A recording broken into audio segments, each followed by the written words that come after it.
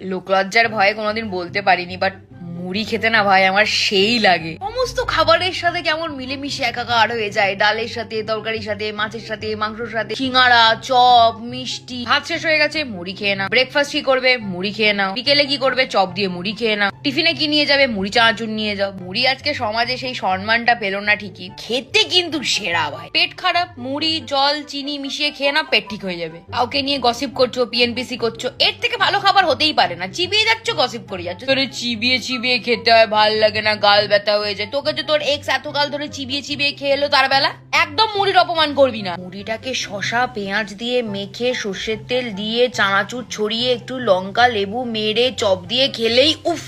মুড়ি মানেই একটা লং টার্ম রিলেশনশিপ। হাতে নিয়ে মুখের মধ্যে দিয়ে জিভের সঙ্গে সেটা আস্তে আস্তে নরম হয়ে জিভের মধ্যে লেগে আবার দাঁতের মধ্যে জড়িয়ে মুখের মধ্যে ব্লাস্ট করিয়ে আস্তে আস্তে